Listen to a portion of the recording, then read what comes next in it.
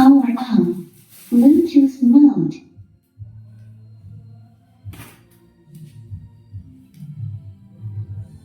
Mga buhing Santos, welcome sa atong tulumanon CFD Das Catholic Faith Defenders Defend Against Satanism, Do All Sanctifications. Welcome to our Dr. DF YouTube channel. Hindi ko sa isang ng Dr. DF Researcher, Author, and Juris Doctor. Mudapit ka ninyo alang sa atong Dr. DF YouTube channel. Ako kamugihang nyo as amor kon amor simpaga. Gugma bayat gugma. Just to prove that we are alive. Ako kamugihang nyo to please subscribe sa ato nga YouTube channel. And please share para sa ato mga kaigsuunan. Save the people. Mao kini kinasingkasing na hangyo nato. Please subscribe sa atong Dr. DF YouTube channel. O palihog, ipasa kini ngadto sa atong mga kaigsuunan. Naniputuhan ka. Take note nga ang atong kaaway matud pa ni San Pablo diha sa iyang sulat ngadto sa taga-Efeso chapter 6 verse 10 to 12. Ang atong kaaway dili tao. Ang atong kaaway dili individual or group of people. Apan ang atong kaaway mo ang mga limbong niining kalibutan. Our enemy is not person, but our enemy is deception. And because we love the victims of deception, the very reason why we have to attack against this deception, because deception is essentially evil according to John 8:44. Ang atong kaaway dili tao. Matag usa ka nato nagmasakiton. We are sick and we are a victim of deception. Kita nagmasakiton ngano kay kita nagbiktima sa limbong ni Satanas nining kalibutan. Just like a patient, usang ka pasyente nga dunay sakit, o ang muopera ni ining maong pasyente maong doktor, mukuha ka na siya og mga kahimanan, tuslukon ka na asa dapit sa imong kabahin sa imong lawas, o niya pagtupok na ni ana sakit ang bation sa usa ka pasyente. Ang pangutana, ang maong doktor kontra ba niya ang pasyente? No. Ang kaaway sa doktor dili ang pasyente. Ingon nga sa atong CFD Das, ang kaaway dili ang atong mga hinigugmang igsoon nga naghatig sa Protestantism, miabot og 1 billion ka mga Protestants. Ang atong mga kaaway dili ang mga non-Christians nga miabot og 10,000 ka mga non-Christian religions, o ingon man usab 49,000 ka mga Protestant religions. Dili sila ang atong mga kaaway. We love them all. Ato silang gihigugma. We wish to emphasize this. Our enemy are not the non-Christians who are outside of the Christ-founded church. Ang atong mga kaaway dili ang 49,000 ka mga Protestant religions. Matod pa ni San Pablo, ang kaaway nato mao ang limbong ni Satanas in his deception. Sa samang pagkaagi ang doktor nga mag-opera sa usang ka pasyente, ang iyang kaaway dili ang pasyente nga nabiktima sa sakit, apan ang kaaway mo ang sickness, ang sakit nga misud sa lawas sa pasyente. And this sickness is the deception. And we are now conducting general operations with all humility. Ug ang kaway nila ka mga limbong 21 religious deceptions. 21 kini ka mga religious deceptions. Ug ang ginagawa kanyo ang first round, first deception, mao ang demon of rebellious pride. May rebelde bato kalihan sa Diyos. Warning ni Juan 1 chapter 2 verse 18 to 29 nga dunay mo rebelde, mo revolt, mo pahawa o mo atake batok sa gingharian sa Diyos. Ginatuman ni Arius Arianisa 3rd century o ingon usab ni Orthodox bishop nga mao si Nestorius na huma ang Nestorianism sa 4th century. Kining duha ka mga haligi na himo king haligi ni Martin Luther pag-abot sa 1517 ug nabugna ang Protestantism. Siya mo'y mahan sa 49,000 ka mga Protestant in Egypt, 1 billion ka mga Protestants. Si Martin Luther 1517. Dunay 21 ka mga religious deceptions. Ang una niini mo rebellious pride. Mo'y pagrebelde. Ingon nga si Satanas merebelde bato sa gilarian sa Diyos. Isaiah chapter 14 verse 12 to 14. Ikaduha nga deception mo pagka-close-mindedness. Ang dili pagpaminaw sa teaching authority. This is deception. Nganong dili maminaw kay dili buot si Satanas ang kamaturan, and God has instituted, God has authorized the church authorities nga dunay katulad sa papanulo. Mateo 28:19-20. Ug nagbunga ang atong mga kaigsunan. And now is the third round. Unsa ba ang third round sa religious deception? Unsa ba kining ikatulungan limbong na ang atong mga kaigsunan na limbong naman? This is the third round of religious deception. Ang limbong o kini mao ang deception by the demon of self-righteousness. Now, unsa ba kining deception by the demon of self-righteousness? Self-righteous ang atong mga kaigsunan, mga pastors, by virtue of being the founders niing nagkadaiya ng mga relihiyon na maoy rebelde batok sa gingharian sa Diyos. Human niya ang demon of pride by rebellion. Ang demon of pride by close-mindedness, di maminaw. Ninituhag karon ikatulungan. Ang demon of pride ay self-righteous. Unsang gipasabot niyang self-righteous? Doon na yung warning si Juan 1 chapter 4 verse 1 to 3. Mao kini ang demon espiritu tonto. Mao kini ang demon of self-righteous. Ug kini mao ang magdeklarar sa usa kunuhay ka evangelical authority. And they are using the Bible, pretending that the Bible is the sole source of authority. Gitanaw, it seems correct. Apparently correct, but actually wrong. Inang sikat, number 1 puntos, timan inyo ang deception, ang limbong. Kay kining limbong, tanawan nimo eksakto. Pero di ay sa pinalugtang dili ay dakong limbong. Una, dadon ka sa Biblia. Ikaduha, ipamatuod ng Biblia, pulong sa Diyos. Tuog yun na tao. Tuog yun. Ikatulo, dinhin na idayag na walay ipakita na walay simbahan. Niining putuha ka niya ang maong warning ni San Juan.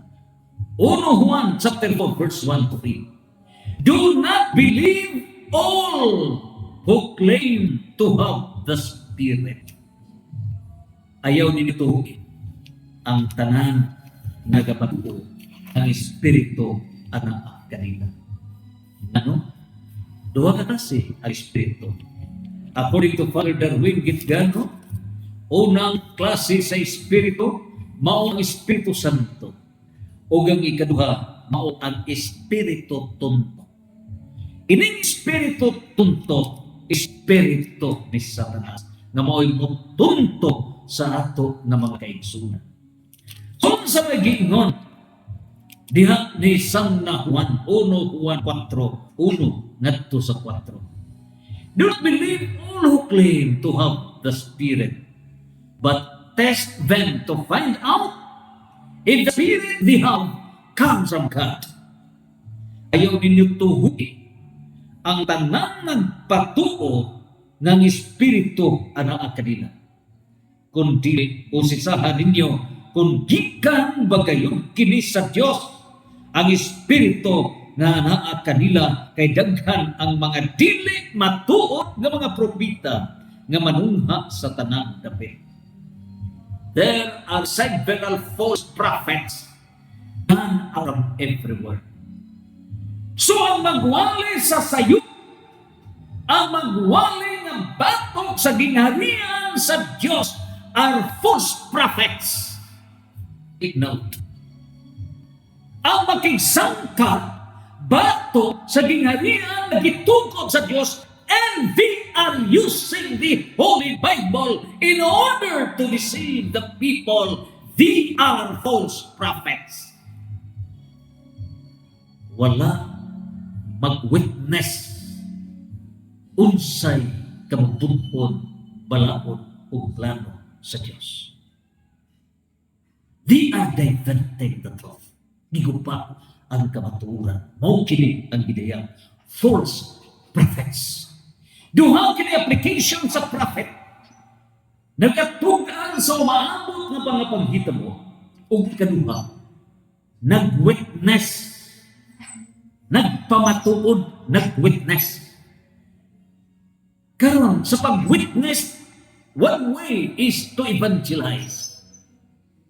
Pero kung ang paggamit sa balaang kasulatan, ang pag-witness, ang pagtistigos, ang pagwali nga sukwahi sa giwali sa mga apostoles, ang pagwali nga nakigsumpa tumong pagdugmok o pagbukan sa gingharian sa Diyos nga gitungkod dinig kalibutan. It is not evangelizing, but it is false prophet. Mao kini ang giwarning ni San Pablo 2 Corinto 11:4. Unsay giingon ni San Pablo 2 Corinto 11:4. Pabantay ka mo. Kay may sala ko niya ka mo. Kay libihan kadaghan ang magwali nga sukwahi sa giwali sa mga apostoles. O sa ilang pagwali, they are evangelizing another Jesus. Laing Jesus. Nganong laing Jesus? Christ, dunay ulo, dunay lawas. And the church is the mystical body of Christ. Colosas 1:18. And this church founded by Christ, mao kini ang iyang mystical body. In other words, ang lawas dili mabuwag sa ulo nga mao si Kristo. The body can never be separated from the head. Dili na mabuwag. Karon, giunsa ba ni karong deception? Gibungkag ang lawas. Cut off the body. Ang emphasize karon sa Protestantism by way of deception is Christ alone. Kristo ra, ayaw paghuna-huna nga dunay simbahan. O gipunan pa kana sa mga born again, walay relihiyon. In other words, himong wuwog si Kristo, walay lawas, giputol, walay lawas. Only the head, faith alone, Christ alone. Mao nay giingon ni San Pablo 2 Corinto 11:4, nagwali kamo og laing Hesus, another Jesus, Jesus which is only the head without the body, that is not Jesus. Og niining puntuhan nilusot ang mga false teachings. O kining false teachings, mao niyang warning sa 1 Juan 4:1 sa 3 nga mga false prophets. Nagwali sa dilig mao. Kay tumumo pagbukan sa gingalian sa Dios. That is deception. This is how you will be able to know whether it is God's Spirit. Dinhi atong mahibawan ang maong Espiritu mao kini gipadaya. Timan imaila ninyo kung ang maong Espiritu iya ba sa Dios. Pinaagi niini ang nagpahayag nga si Jesucristo nagpakatao iya sa Dios. Ninhi gipadayag the followers of Christ mao kini nagdepensa sa hypostatic union ni Kristo as true God and true man. Matuod nga Dios o matuod nga tao. O kini nagpamatuod sa Santisima Trinidad. O dinhi ipadaya, anyone who acknowledges that Jesus Christ came as a human being has the Spirit who comes from God. But anyone who denies this about Jesus does not have the Spirit from God. Mao kini ang magpadaya, ang nagsalikway sa pagka-Diyos ni Kristo, wala sa Espiritu. O parang nagwali nga sukwahi sa gitudlo sa teaching authority. Galacia 1:8 ipatunglo kini kay dili iya sa Dios. Nagwali og laing Hesus. The spirit that he has is from the enemy of Christ. Dili gidaya. Apan ang dili magpahayag niini mahitungod kay Jesucristo, dili siya iya sa Dios. Ang maong espiritu iya sa kaaway ni Kristo, that is Antichrist. So ang pagka-Antichrist is not only applicable to the non-Catholics. There are Christians using the Holy Bible but in essence are deceiving the people and in reality are the Antichrist. Mao diay ang Antichrist. O kini deception. 2 Corinto 11:14. Pabantay kay si Satanas, makahimo siya kong galingon na anghel sa kahayag aron pagpahisalaag sa katawan. In order to deceive the people, Satan can appear himself as an angel of light in order to deceive the people. That is deception. So meaning puntuhan karon sa unsang paagi nga nilusot kining ikatulong demon, ikatulog na klase sa deception. That is demon of self-righteousness. Unsa by self-righteousness? Here is the right. A right is always a right. Ang katarungan ug ang katarungan gipundar sa kamatuoran. Ang nahitabo kining right gikuha na. Giagaw ning right di asa wala. This is the right. Kini, microphone, this is the right. Pero nahitabo, giagaw kining right, di asa wala. Gikuha kini, gikuha sa wala. This is pretension. The origin right kini, gihulaman, gikuha kini, gideceive ang mga tao, di asa wala. Ang nahitabo, unsa ba, mao na self-righteousness. Pretending to be right but in a wrong way. That is deception. O niining puntuha karon, gihimo kini pinaagi sa pag-usurp, pagpuli, pag-agaw sa teaching authority. In other words, the teaching authority from the Pope, Cardinals, Archbishops, Bishops, Press, by close-mindedness, dili maminaw. It is replaced by the teachings of the founders of the 49,000 Protestant religions. And with their pastors encouraged by the monthly 10% tithing, mao ni nga misustener, mitubo pag-ayo ang Protestantism. Miyamot na 1 billion ka mga followers tibok kalibutan as against the Catholics, 1.4 billion people. Meaning putuha karon, there is deception by distorted teachings. Ugon sa kining deception by distorted teachings, tuis ang panudlo sa simbahan. Example sa pagtuis ni ini. Di man ininyo. Example, gituis. Maunay dunay deception. Kay magatungo man ka, makapaminaw ka sa ilang gipasabot, unya wa kay kabangkaagan, wa ka katugkan, unsa yun ang dugukan sa gitudlo sa teaching authority, makatuo ka nga ang giingon sa mga pastors is correct. Example, niya giingon as against the issue of larawan, ABHS.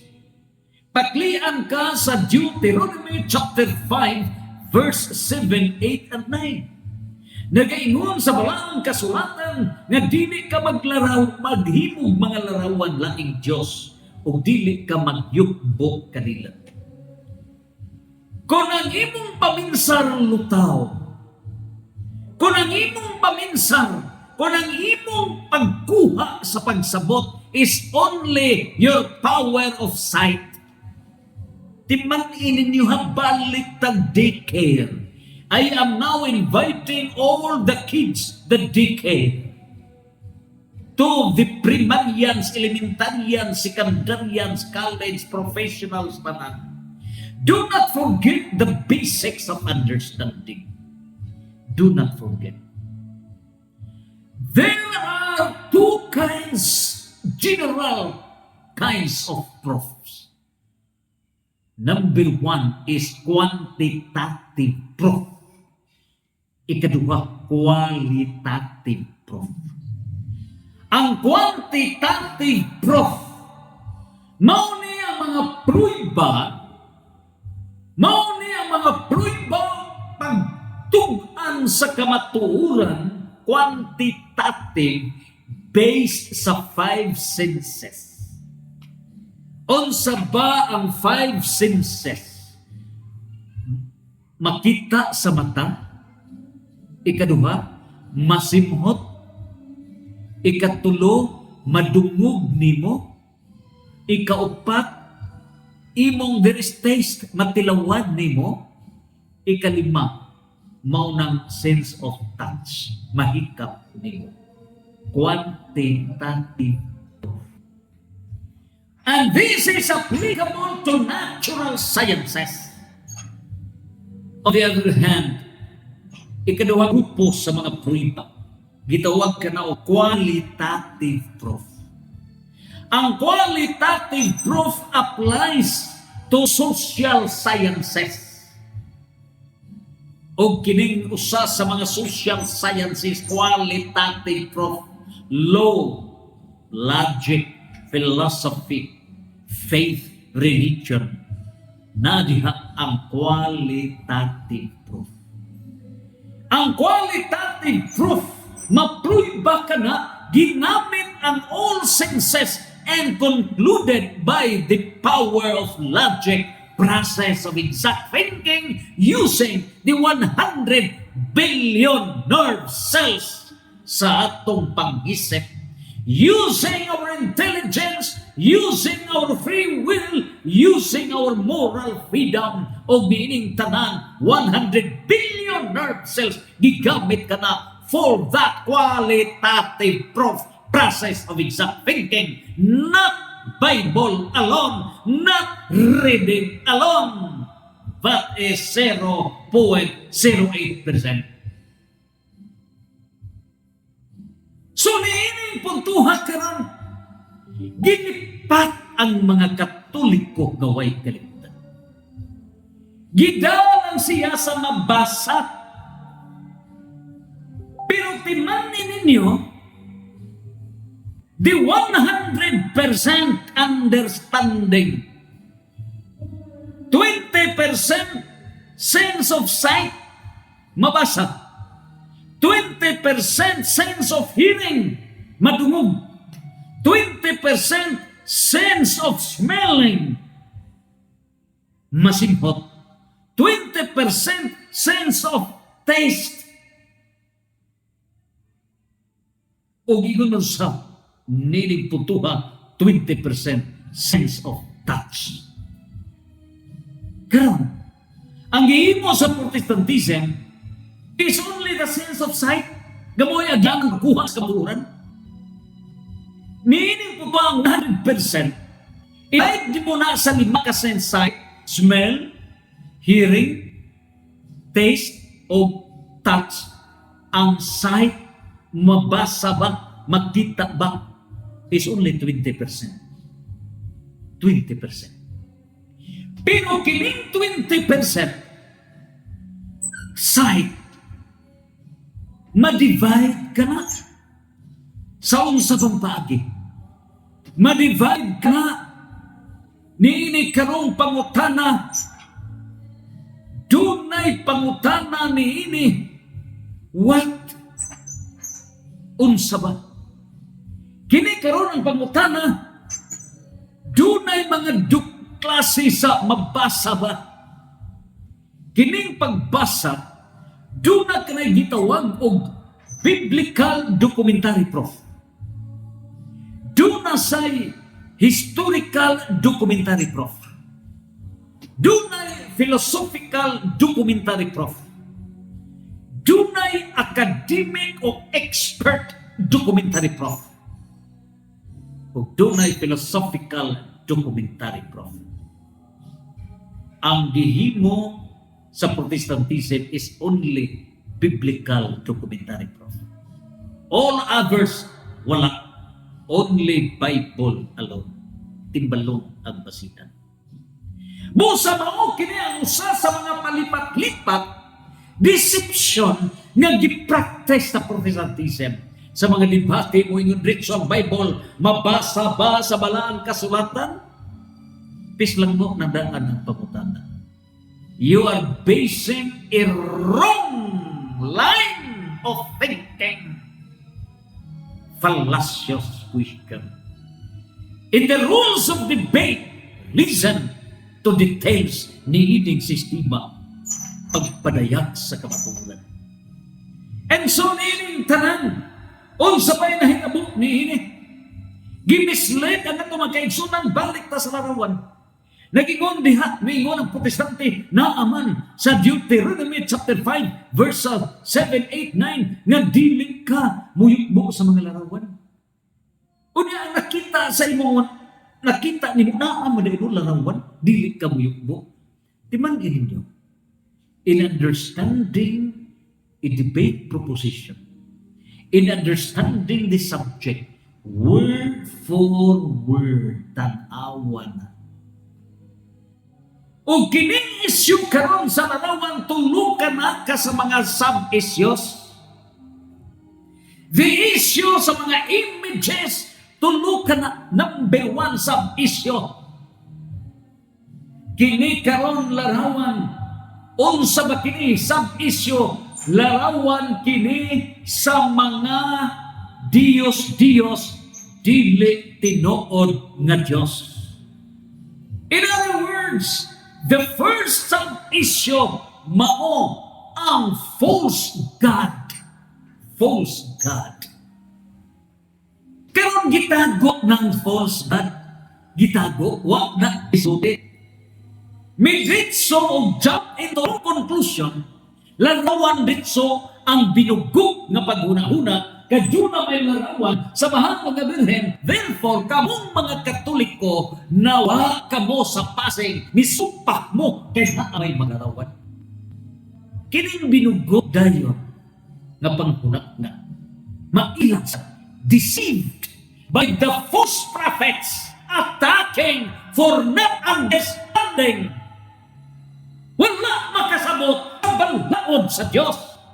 The teaching of authority raised in the Christ founded church. You do not understand. And yet, you try to teach what is wrong. Wrong understanding. The main issue now is was God. Ang mahal mo rin, gitudo ba sa Catholic Church nga Diyos? No! Mother Mary mo'y nagpakatao, nagpahimugso ni Kristo na usa ka Diyos. Ang false teaching, ang Birhen gipasangin lang. Ang larawan sa mga Birhen gibungkag because sa biguk na pagsabot. Number one, is the image of Mother Mary replacing the true God? No.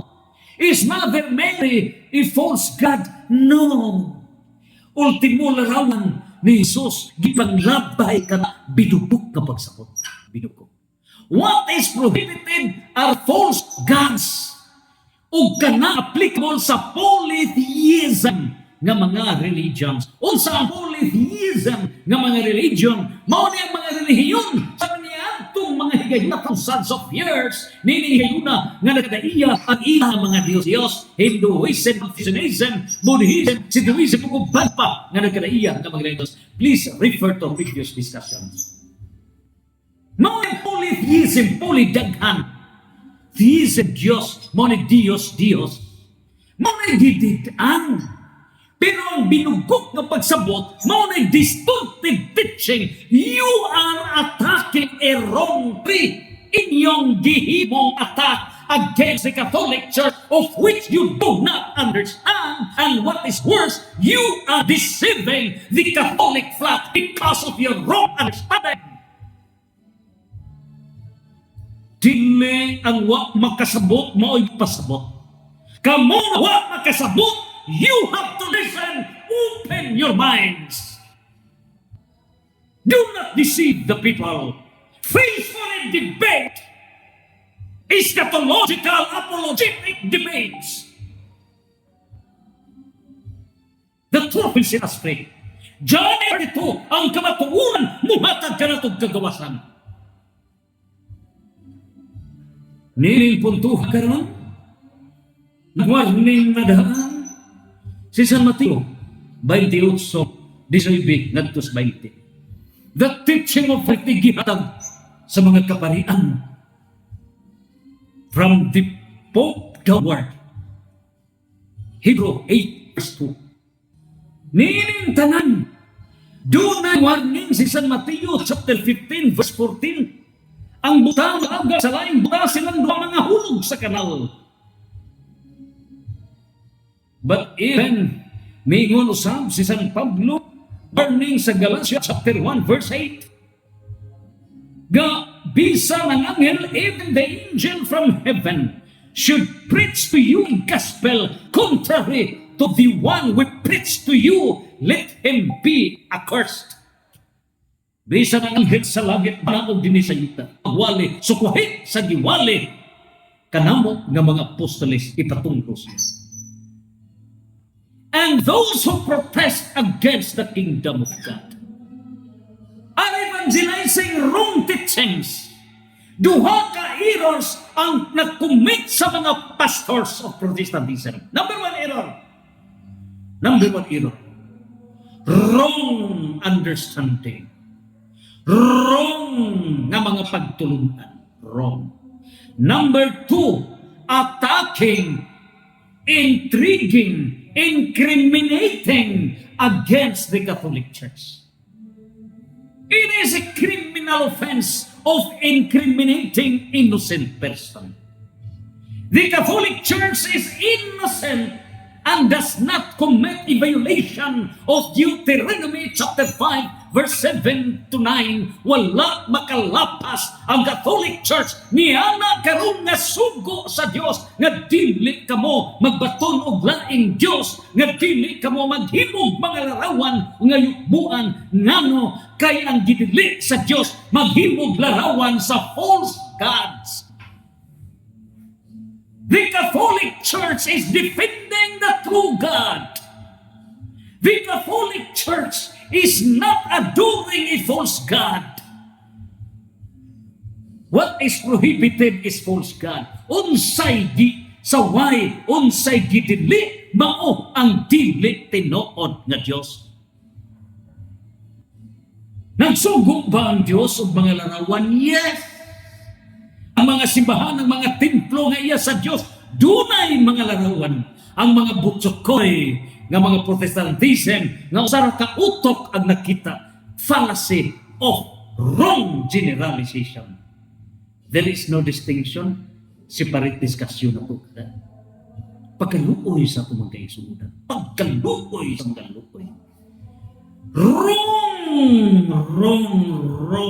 Wrong generalization. Pagkaluoy. We pray for you.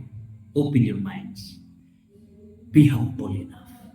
Pamalandong. Dili ta magbagahi. Wata kay bao. Unsang orasa kuhaon kita sa Ginoo. O di magbagahi ta, pastilang pagkaluoy. And if you insist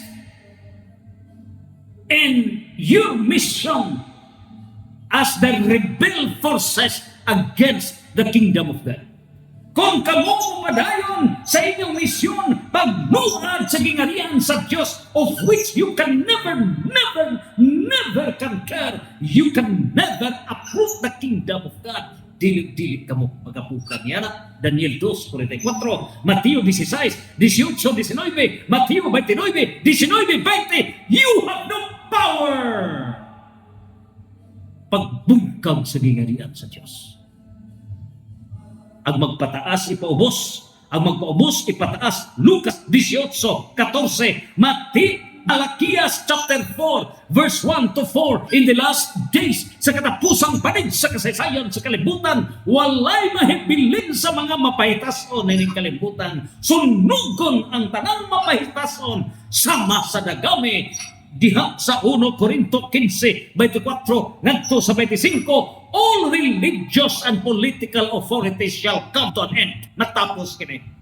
Revelation chapter 12 verse 11, sa dugo sa nating karnero o sa kamaturan nga isanyaw nila ang mga limbong nining kalibutan, mapatas kini, malumpag kini. Revelation 20 verse 1 to 3, ang systems, ang mga limbong, ang mga dautan ni ining tanan nga mga kahugawan ni Satanas, pusasan kini, it come to an end. Revelation 18 verse 1 to 8, 24, dauban kining tanan, the end of everything, the end of deceptions. Nakita sama sa mga lightnings, mga kilap, nga ang mga espiritu Satanas nangahugno kini ng valcaps. Nining tanan kung kamo mga pastors magbagahi and you want gabarugan yun ninyo ang wrong na inyong hihimo karon, get ready with all humility for the eschatological apologetic debates. Debate is an art to prevail the truth. Dua ka klase ang debate. Debate nga gisaway gididaan sa Dios o debate nga iya sa Dios. Ang gididaan sa Dios nga debate 1 Timoteo kapitulo 6 1 ngadto sa 3:4 mao kadto mga debate nga tungod sa material aspect Gihimong jaga-jaga.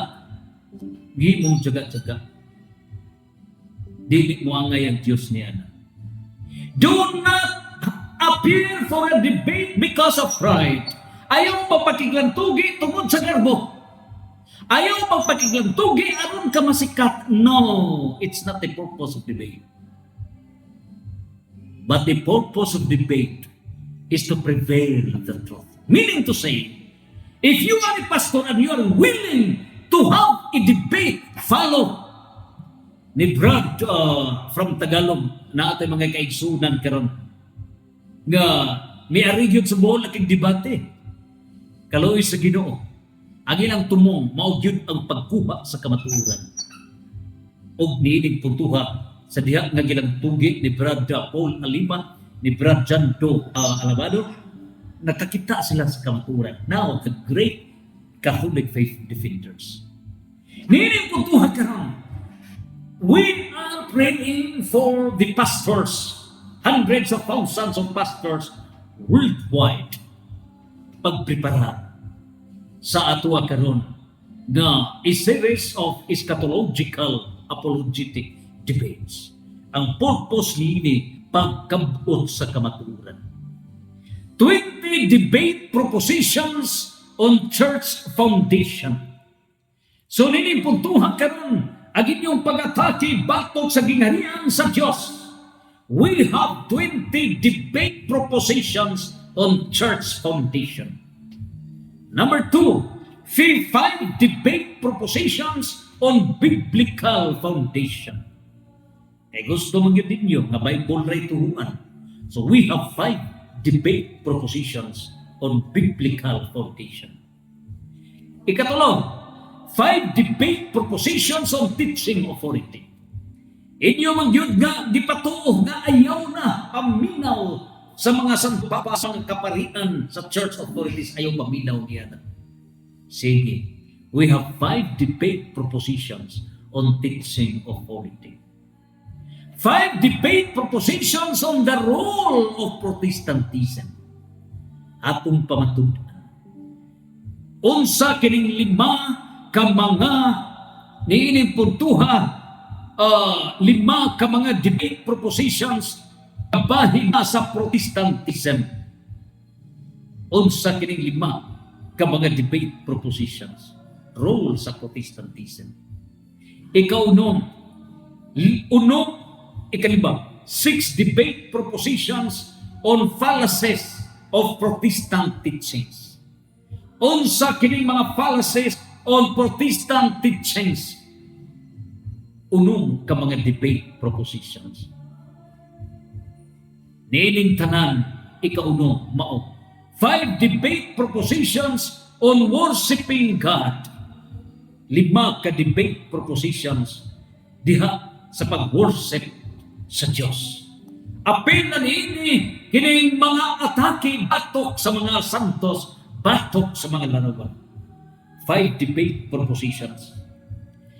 Ikapito, 15 debate propositions on church dogmas and doctrines. Giatake unsa ang mga gitudlo sa simbahan nga gitukod sa Dios. Nilipuntuhan karon, we have 15 debate propositions. O kining ikawalo kahugpong sa mga debate, 10 debate propositions on the role of the Christ-founded church. Unsa gyud